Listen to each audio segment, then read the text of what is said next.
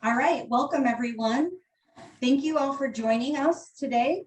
My name is Mindy Galati, and we are excited to bring to you our 2021 Lake Travis Progressives Candidate Forum. Since 2017, Lake Travis Progressives have put on candidate forums in the Lake Travis community in a thoughtful and purposeful way. This is our 18th forum, in fact, big celebration for us. We dedicate our time to ensure that democracy is robust and people are informed and understand the importance of getting out to vote. Lake Travis Progressives has built a thriving community of Democrats and progressives. And as we go into our 5th year and we continue to be dedicated to bringing together inclusivity, celebration of diversity, and kindness in our community. Before I get started tonight, I want to express my gratitude. First of all, thank you to the incredible Lake Travis Progressives Board for everything you did to put on this program and bring it together. And thank you to the Lake Travis Democrats and the Tuscan Village voters for always being our steadfast partners in creating great community forums. Thanks to the LTP members for your encouragement and your support. Secondly, I want to express an immense amount of gratitude. Gratitude to the candidates. It is very difficult to put yourself out there and run for political office. You sacrifice time with your family, you sacrifice your resources, and even you sacrifice your peace of mind at times. And I want you to know that we appreciate you, we appreciate your efforts and your commitments. As an attorney, I took an oath to protect the Constitution, and you all as candidates are also protecting our democracy by continuing the great process of offering people representation in our local municipalities. And lastly, I want to thank my family. I have 2 young kids who are my cheerleaders in the background, and those of us raising young kids understand how vital making the world a better place is for them. All of the kids of Lake Travis are really my motivation. So with that, I would like to introduce Judy Donahue and Coriel Duty, who will begin with the Lakeway City mayoral race. Thank you all for being with us tonight, and we'll see you soon. Thank you, Mindy. We really appreciate that, and we appreciate the efforts that you and so many others, including Corey and myself, have gone through to put this together. It's really phenomenal.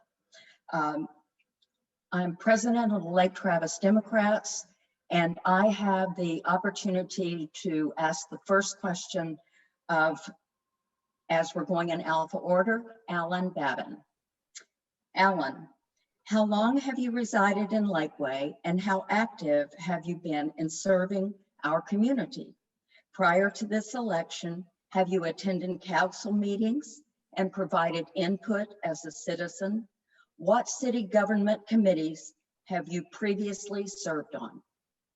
You have 2 minutes. Thank you. So I graduated from Del Rio High School in Texas and shortly thereafter I joined the United States Army, so I'm an Army veteran. I married my high school sweetheart and we have 2 children. We moved back to the state of Texas 27 years ago and have lived in the city of Lakeway for the last 3.5 years. In regards to your question, I recently retired in 2019, so I haven't had the opportunity to actually participate in any boards or commissions or anything of that nature because of COVID-19 hit. Everything was shut down. But with that said, I've got a wealth of experience. I spent 34 years in law enforcement serving my community. During that time, I obtained a master's degree and also attended National FBI Academy. I retired as an assistant chief and worked daily with our other city directors, participating in city council meetings, participating in boards at a much larger city, just a little north of here, as well as working on the budget, transportation issues, our city parks, planning, new businesses coming into the area.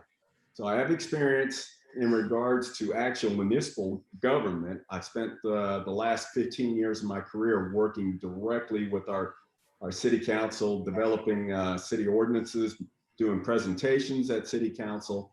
So the experience is there. I just don't have it exactly right here in the city of Lakeway. I do have the experience needed to deal with what's going to happen with Main Street expansion and also the 620 expansion. I've dealt, with TxDOT. I've built up relationships with TxDOT. I have regional relationships and partnerships with those folks, and I've dealt successfully with much larger projects. I've managed a budget of $27 million and managed 250 people in a department. The city of Lakeway has a $15 million total city budget and only 126 members. I have the experience and leadership history to represent the city of Lakeway, and I can hit the ground running on day one. Thank you. Thank you. Mr. Kilgore? Well, thank you and good evening. Let me say thank you to the Lake Travis Progressives, the Lake Travis Democrats, and the Tustin Village voters for once again putting on a forum. This is always one of the best forums that we have in our municipal government. I greatly appreciate it. For those of you who don't know me, I'm Tom Kilgore. I've been here for about 5.5 years. I'm a husband, a father, and a grandfather. I'm a West Point graduate and a Duke alum. I'm also a retired energy executive where my specialty was in risk management and finance. Those are all skills I bring to the job I seek, that is to be the mayor of Lakeway. In terms of the question, one of the things that I think distinguishes us is that since I moved here, I have been active with the Lakeway City Council and with our neighbors, associations, and clubs. So I have gone to almost every city council meeting for the last 4 years. And that includes work sessions. And if I haven't been able to go, I've been able to review them online. I'm such a part of it that if I don't sign up and attend for public speaking, occasionally the city secretary reaches out to make sure I'm doing okay, that there wasn't some problem. I've served on the city's charter review committee this year during right at the start when we had the start of the limitations on COVID, and then we moved to virtual meetings. We completed the city charter work and then put that to city council and to the citizens who voted on it last November. And all but 2 of the recommendations from our committee went forward. I've also been an active supporter of the Lakeway Police Foundation, the Lake Travis Fire and Rescue Group. I strongly believe in public safety. I fully understand our city's budgeting process, how our committees work, and I've had a chance to talk with the mayor and almost all of the current city council about how they're doing and what we can do better. And they've all given me very good, very explicit advice. And I'm looking forward to continuing the great work of our city council and our current mayor, Sandy Cox, as we take this city and guide it into its next phase. So thank you very much. Thank you. The second question I have, and Tom, this will go to you first. What does responsible development mean to you? Give an example of a recent or pending commercial or residential development and describe why you feel it was or is responsible or irresponsible. Well, thank you. Actually, I've been talking about responsible development now for several years. I think the best example for responsible development is understanding that our city has codes and ordinances. And when we step outside of a code or an ordinance and grant a variance for a project, the city should understand the value of that concession, and the city should receive in return value back for the residents if we are going to make an exception. It's just a matter of applying solid business professional sense to city government. In my prior career, I was actually on a development team that had to negotiate the value of the concessions we were asking with local governments throughout New England. So I'm very experienced in this. When you talk about a responsible project, it means that the project has a start date, an end date, there are dates certain, financial security is provided so that obligations of the developer are not left to the city to then backfill. I would say that when we allowed the development of the Oaks to proceed and allowed the second track behind Main Street to exist without setting a date certain for building Main Street or requiring that developer to post the required security, that was an oversight, and that was not responsible government. It was a development team taking advantage of a change of management in the city council, and it was a matter of not following up and having the right standards at the beginning. And so I would say that now, if you look at what Mayor Cox and the development subcommittee, which I believe is the city manager, the city attorney, and council members Mastrangelo and Kumar, they have sought and worked hard to restate those agreements.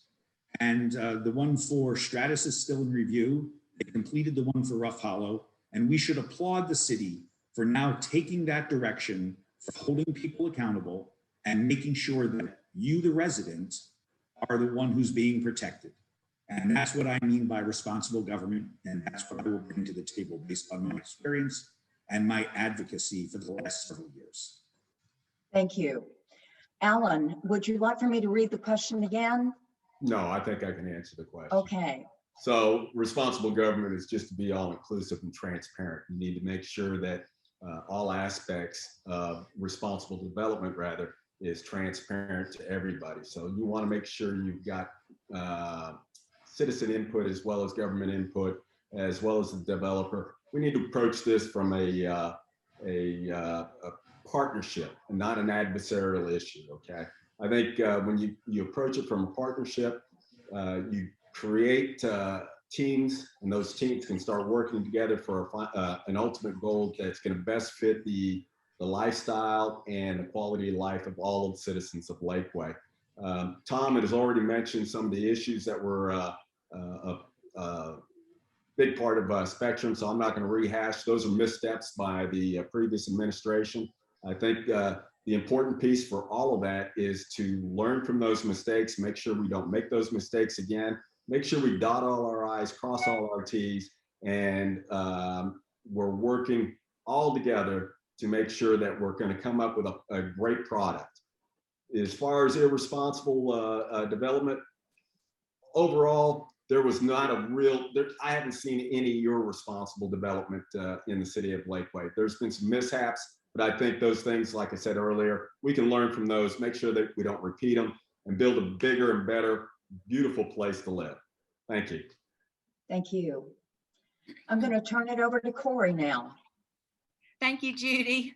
And thank you so much, Mr. Kilgore and Mr. Babin. We appreciate you being here very, very much. I believe now it is Mr. Babin's turn to go first. And so the next question will be, given the numerous incidents across the country between police and minorities, how would the city of Lakeway, under your leadership, avoid such a situation? That'd be constant training. So you have to develop training curriculum to make sure that the officers understand the scope of their duties. It's important that they understand that. We also need to provide them with the equipment necessary to conduct those duties, okay? They have cameras now. We need to make sure it's actually a part of the curriculum. They have to do it. It's one of the things that the state mandates, and that is de-escalation techniques. So it's important that our officers understand the de-escalation technique, not to escalate any traffic stop. You know, you want to make sure you want to try to de-escalate those traffic stops or any contacts that you have with the general public. But at the same time, you have to be able to be in a position to enforce laws when there's something going on. You have to be able to investigate it. But the officers need the training, they get the training, and those are the techniques that we need to do and provide to our officers to ensure that we don't have those kind of situations happen here in the city of Lakeway. Also, it takes the partnership of the community. Community also needs to jump in.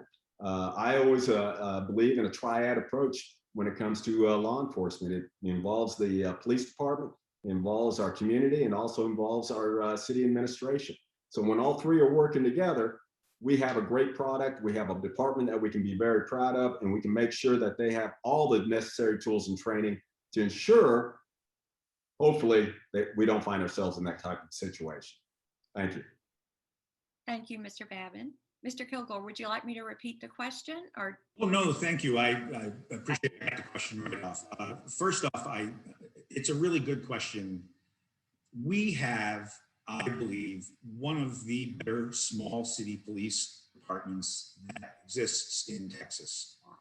Chief Radford, as we all know, was the first person to insist on all of the officers having body cameras. So we have a long history of being able to track and maintain our officer versus the person they're stopping, how that situation goes and why it's occurring and how it is recorded, made into the database, and then taken forward. Mr. Babin's correct. It is about de-escalation, and it's about that balance of training. And so this year, one of the things, because of COVID, if you noticed in the city police budget, much of our training was canceled. And so we're going to have to focus on that to make sure that our officer training is ramped up and that they're able to have the resources to make sure they know how to deal with that.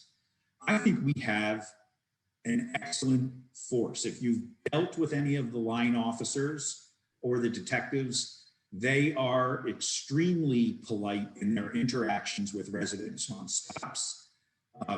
I've watched any number of traffic stops occur, and they've always been done in what I would consider to be a highly professional manner. That doesn't mean we rest on our laurels. And that doesn't mean we take for granted that we could not have a problem. And again, we address that by community involvement, properly resourcing the training for our officers, and enforcing the standards across the board in terms of how they interact and how we go forward. By and large, I think our community is setting the right standard for how our residents and our police department interact. I think you see that just in the way that the number of absolute speeding tickets has gone down, because we're giving more warnings, because we don't want to be in the position of having every time a police officer stops you, it being an adversarial outcome for the resident. Sometimes you just need to slow down and have that reminded. I think we're on the right track, and I support how the City Council has addressed it so far with our chief, and I really respect and have had a number of great conversations with officers this last year, and hope to do so more as their mayor. Thank you, Mr. Kilgore. Appreciate it. The next question we have is this will be for Mr. Kilgore, right? Yeah, okay. Under Mayor Cox, there has been an increase in communication between the City Council and the Lakeway citizens. What are your specific plans to continue this type of communication and transparency? Well, actually, I've said this several times. I think that the city is on the right track. We hired a communications director specifically with the goal of being able to broaden and expand communication with the city. During the emergency, the mayor's been holding weekly calls on Zoom to get the information out to the community. And I think that was very, very effective. I think we have to continue that. I think we have to continue the Lakeway email chain. I think we have to continue regularly scheduled communications from the City Council. I fully support all of that. I think that makes it more open and transparent. I believe that if we have all of our city meetings on the agenda, people will know. They don't all have to attend. Not every committee is one that's subject to the Open Meetings Act, but people should still know if there are volunteer activities or events that they can get there. All of that will make it more transparent. So these are all the same initiatives I think we've been talking about. I think that's important. I think the people reaching out to various members and more so, one of the things I think in communication that is understated is broadening the pool of volunteers to bring in new voices and new perspectives that would allow us to hear different ideas and different lived experiences that would help us better form our communications and better reach back to the community. But as I said, I think all that's on the right track. The only thing that I really want to see change is, I think the emergency taught us the city must invest in and establish a reverse 911 system so that we can push communications and information out to cell phones to our residents and not rely on the internet or email, because when we lost power, we lost that communications line. but we didn't lose the cellular ability to communicate. And so I would advocate for the immediate establishment of a reverse 911 dispatch system. I have two phones. One phone is registered at 512, and I got all of Austin's emergency communications because. Thank you. Thank you, Mr. Kilgore. Mr. Babin. So in regards to communications, I would say that what I'd like to see the city do, and they've done a pretty good job, is make sure all the city communications focused into one portal. Okay, we have a great city website. We have the ability for people to sign up for text messages, emails, alerts, all the information that anybody that really wants that information can gather that information. And all that information should be focused and directed to our communications director. He should be the focal point of all that communication, and that all that information then is pumped out at one place so that there is no miscommunication, there is no no guessing on where to go to get that information. You know, you go to the City of Lakeway's website, or you're going to get your alerts on your text messages or emails. That's vitally important when you're having an emergency. We already have the capabilities for reverse 911. All we have to do is subscribe through Capcom. That's easy enough for us to do. We just have to pay a fee. We can make that happen pretty quickly. In regards to our emergency, there was a little bit of a misstep. Some communication was being occurring separate on a Zoom on Facebook, and people were struggling to get that information out of the city website. My focus would be to direct the city manager and the city communications director to make sure, even from the mayor, that all of that is focused in one spot through the city portal, and then that way it gets disseminated. There's no confusion on where anybody has to go. That'd be it. Okay, thank you, Mr. Babin. Appreciate that. The next question would be, if elected, what kinds of specific changes do you want to support, and what would your priorities be? I'm assuming that's for me now. Yes, sir. Okay. So as far as specific changes, I don't see any specific changes. I think the current administration has done a very good job of establishing and continuing the committees. Sandy Cox did a really great job in doing the putting together the Economic Development Committee, the WAC committee. We still have our regular committees, our ZACCO, our Board of Adjustments. All of those are great pieces of boards and committees that we need to continue to establish. What I would like to see is get our volunteers back. Okay, I would like to see our volunteers being more involved in our city government, from the perspective of, instead of using consultants for everything where we're paying, we've got this great vast expertise laying right here on our doorsteps, right here in the city of Lakeway, people who have retired and that are experts in transportation, logistics, whatever the case may be, that can provide that expertise and help us navigate into the future and help us take the comprehensive plan that is basically a roadmap for the future of Lakeway and move forward with that. I think those are things that I think are important for us in regards to some changes. My priority is going to be transportation, making sure that we can get the 620 expansion. It's going to be a mess, but it's doable. I've been part of big major projects just north of here where we had to shut down 620. I mean, not 620, but yeah, actually 620 and 35 for major developments. So it's going to be a bit of a mess, but it's through communications that we're able to overcome that kind of stuff, making sure people understand where and how to move and move safely. That's easy enough for us all to do. The other priority is certainly public safety. I want to make sure our police officers are trained and equipped, and certainly trying to keep our taxes low. I want to make sure that we bring in new businesses, entrepreneurs, try to get our business sales tax revenue up so we can keep our sales tax low. And I think those three priorities right now are very important for the city of Lakeway. Thank you. Thank you, Mr. Babin. Mr. Kilgore, the same question. Of course, thank you very much. So first point I'd like to make is I do believe that the city's on the right track, and there are some things that I would consider changing. My priority, of course, is that I want to make sure that we are building safe roads, and that includes making sure that Main Street is fully planned, developed, and lined up so that we have Main Street, and Mayoral is built out so we have multiple ways to get into the major shopping centers without going on 620 before we start that widening project. That's the first thing. I'm also a strong advocate that we want to make sure that our senior residents don't start thinking of themselves getting priced out of their homes because of ever increasing appraisal values. I'm afraid all of us watching on this call, if you are a property owner, are about to experience a significant appraisal increase. The city is going to be able to manage its tax base, but the city should not be in the position of trying to expand the city budget when we get our new appraisals. And I think this current city council has done an incredibly good job of maintaining and establishing the no new revenue tax rate for the city of Lakeway.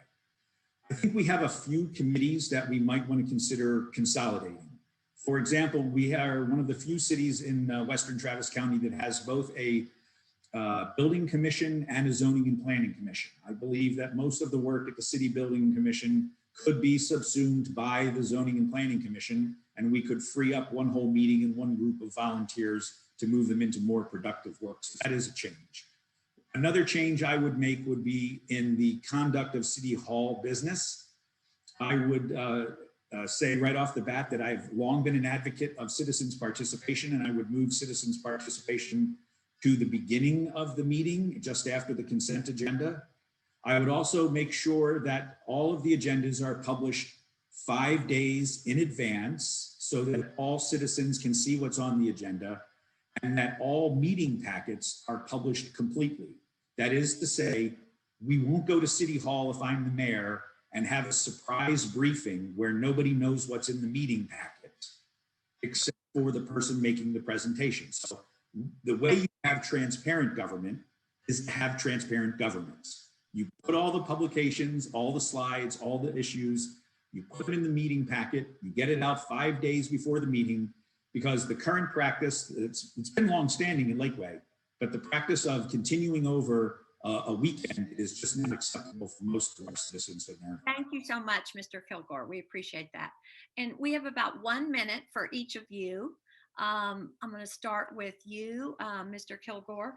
Tell us why we should vote for you in this election.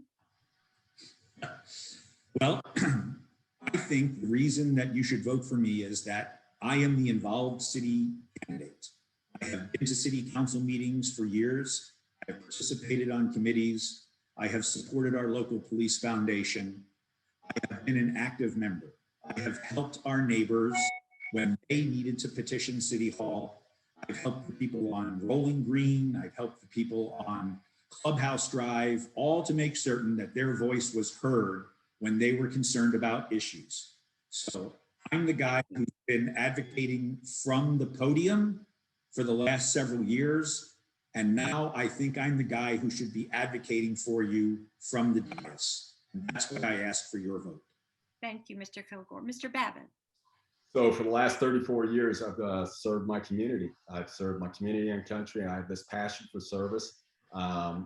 It is something that I continue and want to continue to do. So I think I'm the better qualified candidate because I have the direct experience as it relates to city government. I've been very much involved in city council. I've done presentations. I've actually developed city ordinances, made presentations, worked with city budgets, worked with our city directors.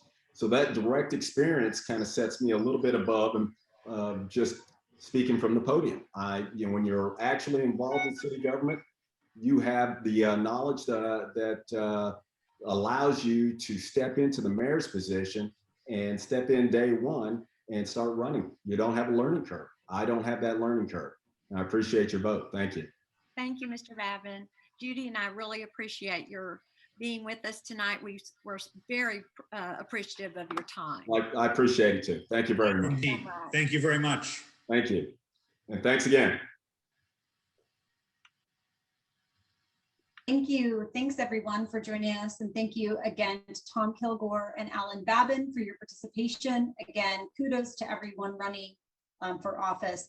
We will be on break until 5:45, where we will have the Lake Travis Independent School District candidates coming. So we will just be on pause for 15 minutes. We'll see you all back here at 5:45.